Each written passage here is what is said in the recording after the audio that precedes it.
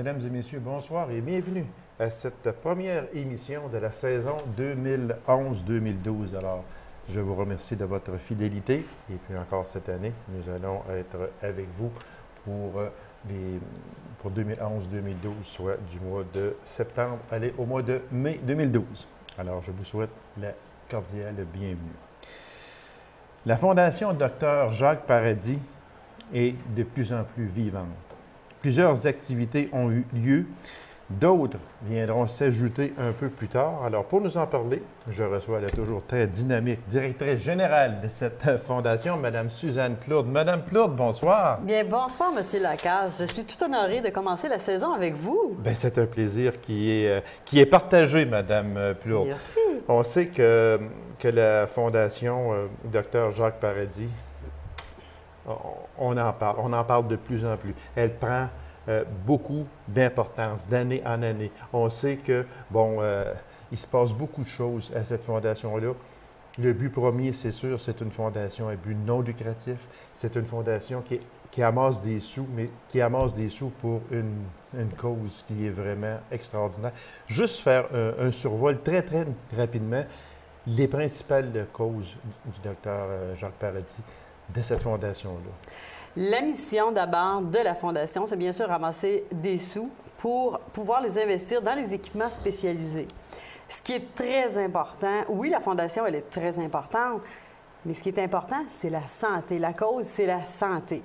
Donc, notre priorité, notre préoccupation principale, c'est de pouvoir supporter notre centre de santé en pouvant acheter des équipements de fine pointe, haute technologie, afin d'améliorer un meilleur service et une meilleure qualité dans les soins qui sont offerts. Et quand on sait que quand on parle d'équipement, on parle naturellement, c'est excessivement dispendieux. Ce sont des équipements qui sont à la fine pointe.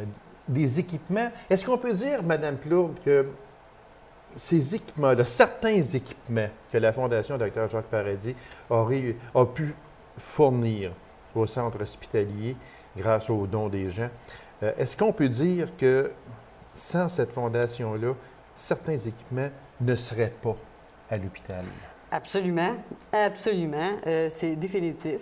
Et j'ajouterais même que, avec la générosité des gens, dans le fond, c'est notre centre de santé. Oui, hein? Oui. On a un sens d'appartenance. On est investi pour nous autres. Absolument. Et j'écoutais dernièrement Dr Aladad qui nous faisait une petite conférence et qui disait, écoutez, grâce aux équipements de haute technologie que nous avons, bien, on est heureux de dire qu'on est une population dépistée.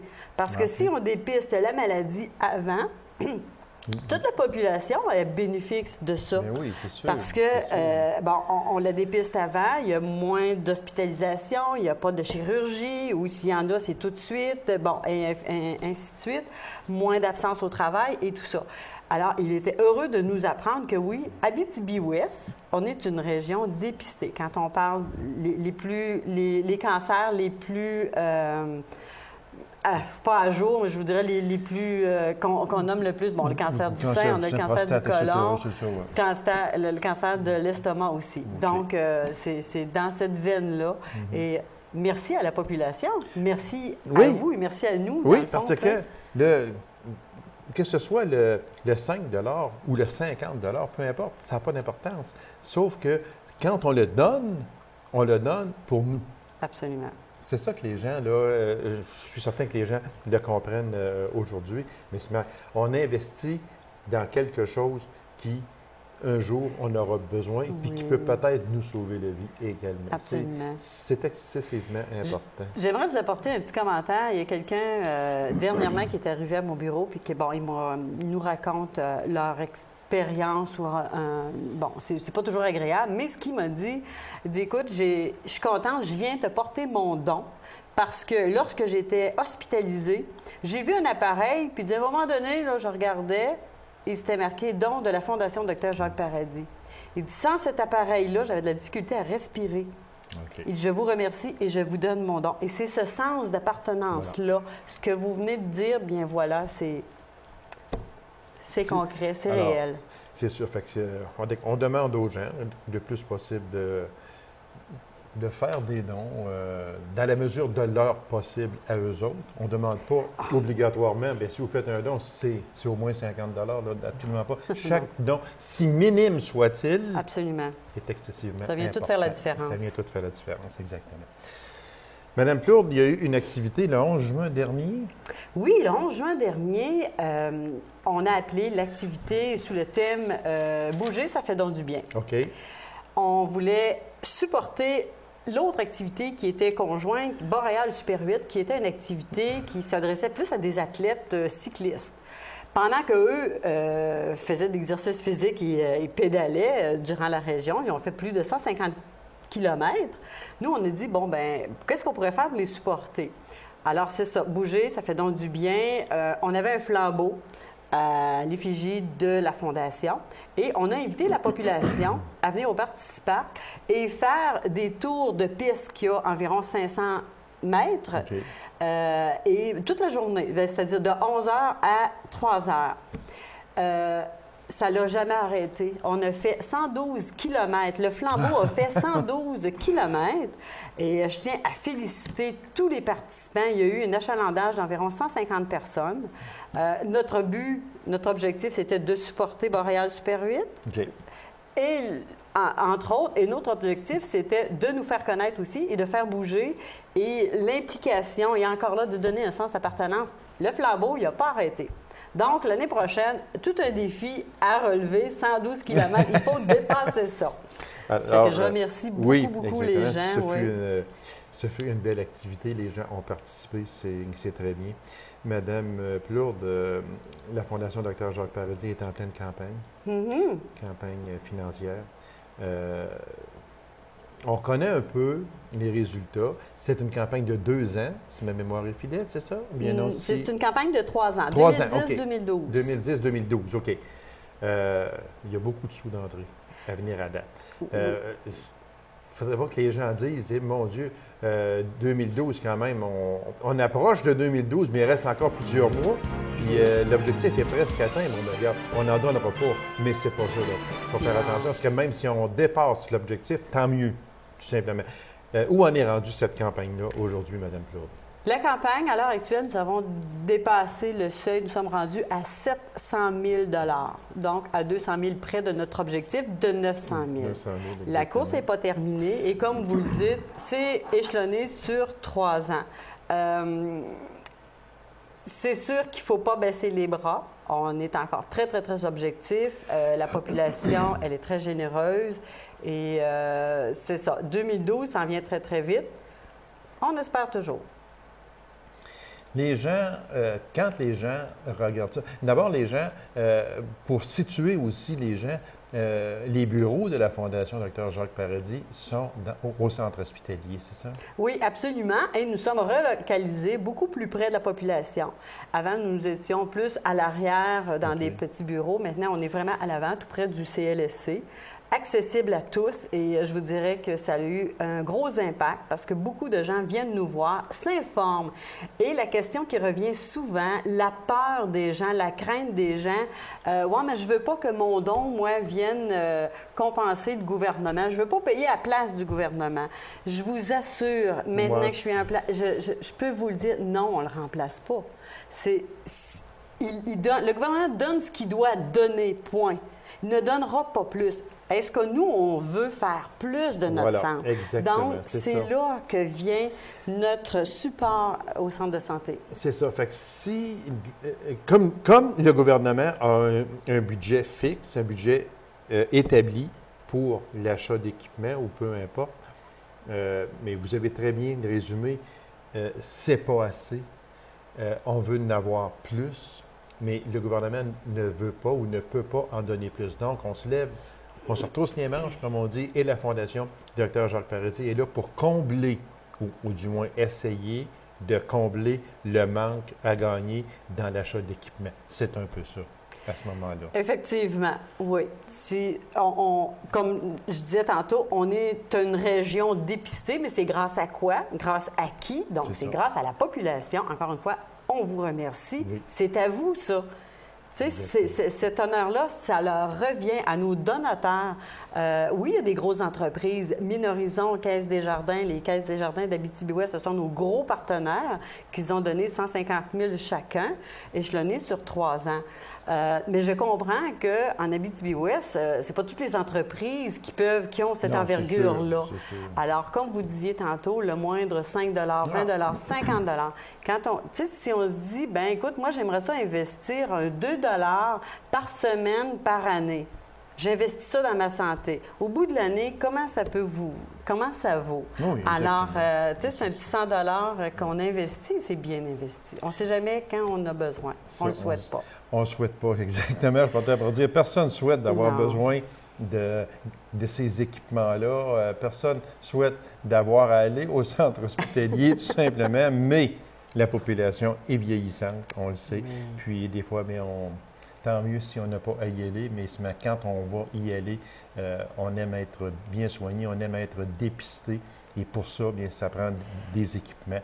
Puis, être bien soigné, oui, ça va, mais les équipements, bien, comme on l'a dit, on ne le dira jamais assez, ce sont des équipements de haute technologie qui coûtent excessivement cher.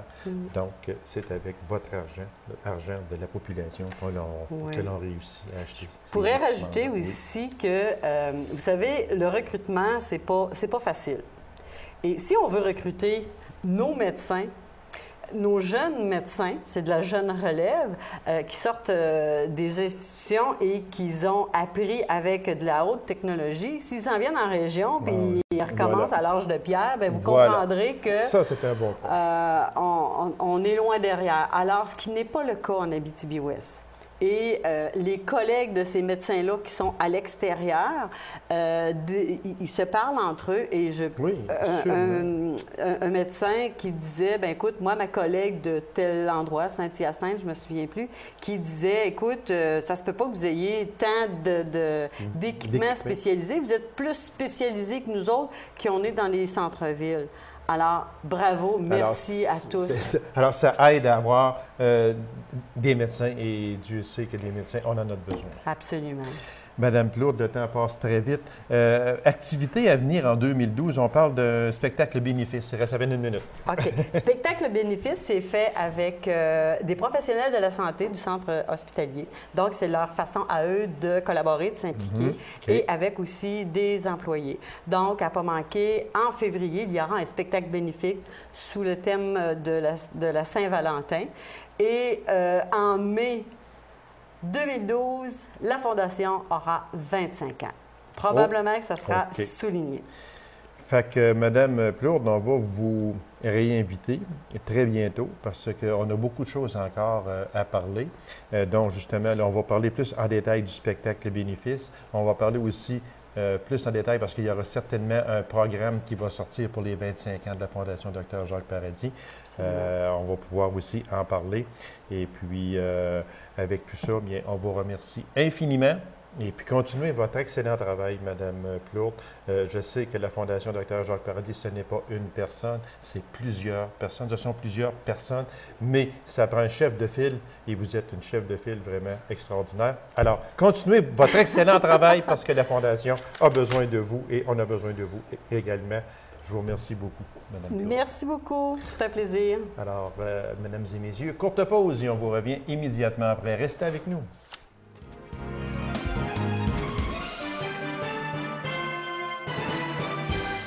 Une autre belle brochette de spectacle pour l'automne 2011.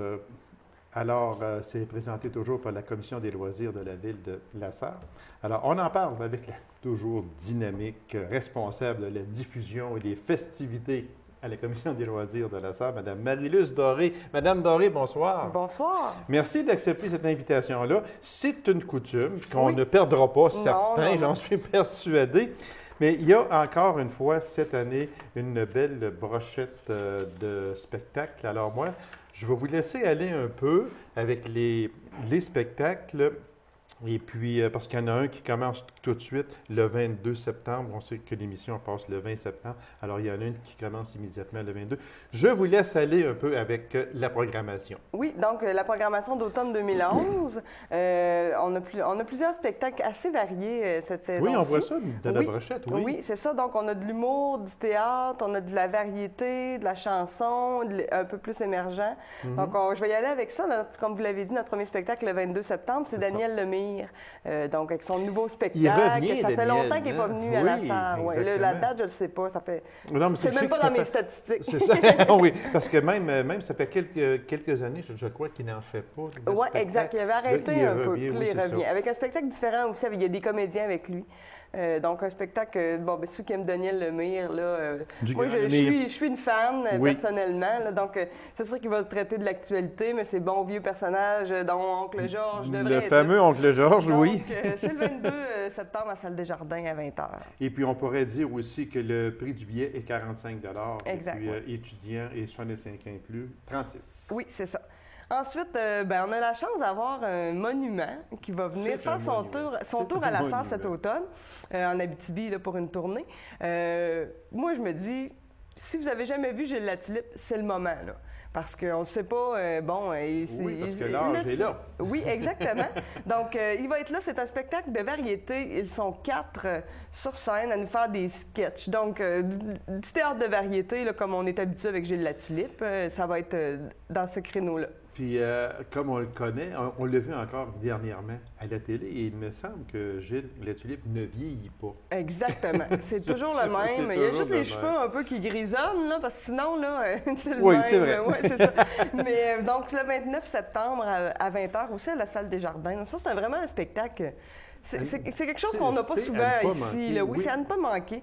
Donc, 28 régulier, puis 22 étudiants 65. Très abordable. Surtout à ce prix-là, oui. Oui, exactement. Les fameux grands explorateurs. Oui, 2 fois par année, on a la chance... Ça, c'est une coutume, hein? Oui, 2 fois par année, on a une fois par saison, là. Puis c'est toujours une destination différente. Les grands explorateurs, pour ceux qui ne connaissent pas, le concept, c'est qu'on a celui qui a tourné les images sur place, c'est une ciné-conférence qui va expliquer, donc il peut répondre à vos questions. C'est ça qui est le fun, c'est interactif. Donc cette fois-ci, on va parler des îles Galapagos, qui sont aussi, c'est un écosystème très précieux sur la planète, mais qui est en péril. Donc ça va parler un peu de ça aussi, l'équilibre entre la préservation de l'environnement et le tourisme. Fragile, très fragile. Exactement, oui. C'est au Théâtre de Poche. Oui, c'est le vendredi 30 septembre, c'est un vendredi soir, ça coûte 15 pour tous. Le fameux Bobby Basini. Oui, Bobby Basini, je m'en venais tantôt, ça jouait à la radio. C'est toujours aussi bon. Oui. Vraiment, là, c'est une découverte qu'on a faite l'année dernière. Déjà, il était venu l'année passée aussi à la Sarre en fête. Le chapiteau était plein à craquer. Donc, on s'attend quand même aussi à un bon spectacle avec Bobby. Puis quelqu'un de... Moi, je l'ai rencontré. Simple, là, très simple. Super gentil, oui. Je pense que ça y est tombé dessus comme une tonne de briques. Là. Je pense que sa renommée, là, elle est là, mais souvent, il s'en fait pas avec sa renommée. C'est parce que c'est arrivé tellement vite, je pense qu'il n'a pas eu le temps de changer, lui, là. C'est un beau. Déjà, il était monté au firmament quasiment. Exact. Puis, je suis rendu là. Fait que ce que vous dites est vrai et vous n'êtes pas la seule à le dire. Les critiques le disent aussi. Pour lui, il est resté simple. Exact. Puis, c'est ça. Dans le fond, il va venir nous présenter la tournée de son premier album. Donc, avant d'avoir le prochain album, c'est la dernière chance pas mal de voir un spectacle de son premier album, Better in Time. C'est ça. 40 et 32 pour étudiants 65 ans et plus. C'est le 13 octobre. Et on passe au vendredi 21 octobre. Avec Damien Robitaille, qui est un artiste aussi à découvrir pour ceux qui ne le connaissent pas. Il y a une folie dans son écriture, un humour assez spécial. Il y a une personnalité que j'ai hâte de voir sur scène aussi. On l'a déjà vu un peu à l'émission de France Baudouin dans l'Univers. Il était là souvent. Oui. Donc, je l'ai vu il n'y a pas tellement longtemps avec André Waters aussi. Ah, OK, oui. Très, très, très bon. Donc, c'est ça, c'est quelqu'un de très sympathique. C'est un franco-ontarien. Oui, exact. Puis il est spécial parce que André Waters a eu un petit peu de misère à chanter avec lui parce qu'il faisait des farces. Il est drôle. Oui, exact. Il a l'air un peu cabossé bottin. C'est ce qu'on va voir là, sur scène. Puis ça va être un spectacle intime au Théâtre de Poche. Oui. Ça crée des belles ambiances. Oui, parce que le Théâtre de Poche est un théâtre intimiste. Oui, on a 144 places. Donc, les places sont limitées. Ça, c'est en vente à partir du 21 septembre, donc demain. Et puis, c'est le vendredi 21 octobre à 20h au Théâtre de Poche. C'est toujours... La prévente se fait toujours environ un mois avant le spectacle, c'est ça, hein? Okay, parce que pour les gens qui pourraient se poser la question, allez-y vers un mois. Oui, environ un mois avant. D'habitude, quand ça tombe, on fait tomber ça dans la semaine. Oui, oui, exactement. Mais oui, c'est ça, c'est en vente à la Maison de la Culture puis sur Ticket Accès aussi, évidemment. Oui, exactement. On passe maintenant au jeudi 27 octobre. Une pièce de théâtre, on en a une cette saison-ci, puis ça risque d'être un théâtre drôle. C'est avec Didier Lucien, qu'on connaît bien aussi dans une galaxie près de chez vous. Donc, c'est deux meilleurs amis qui partagent tout, sont associés, sont confidents. Puis, à un moment donné, on réalise qu'il y en a un qui a un secret, qui fait partie d'un club secret. Donc, l'autre veut absolument découvrir ce que c'est. Ça va créer des conflits, des situations... loufoque. Disons-le. Oui. Donc, c'est une comédie aussi. Ça va vraiment être un spectacle à découvrir. Là. Une pièce de théâtre un peu différente de ce qu'on a eu dans les dernières années, qui était plus peut-être de la comédie-théâtre d'été un peu. Là, on est plus dans le théâtre expérimental, mais quand même avec des bonnes têtes d'affiche. Alors, c'est toujours à la salle Desjardins, jeudi le 27 octobre. 32 32 puis 26 pour les étudiants et les 65 ans. William Deslauriers. Oui, notre ami William de Star Academy, évidemment, qui vient de présenter lui aussi son premier album. Donc, on a plusieurs artistes émergents dans la programmation, des jeunes artistes. Il est beaucoup en demande. Oui, il est très populaire. Plusieurs festivals. Il a vendu beaucoup d'albums. Je pense qu'il a battu des records radio du nombre de semaines numéro 1 avec sa chanson, je crois, Recommencer à zéro. Oui. Donc, c'est vraiment... Il a le vent dans les voiles, puis il est sympathique aussi. C'était vraiment un artiste qui, lui aussi, semble avoir resté simple. Donc, ça devrait donner un très bon spectacle. Ses chansons sont... C'est des chansons qu'on ne peut pas s'empêcher de fredonner. C'est accrocheur. C'est tiré également, ces chansons sont sûrement tirées de son album, là, Exact. C'est ça. Donc, c'est le 24 novembre à 20h à la salle Desjardins. 30 24 seulement pour étudiants. On s'en va maintenant avec Patrice Michaud. C'est un conteur? C'est un conteur-chanteur. Okay. Ça fait partie des entrées en scène Loto-Québec. Ça fait 3 ans qu'on présente à chaque année un spectacle des entrées en scène Loto-Québec, qui, dans le fond, qui est une initiative.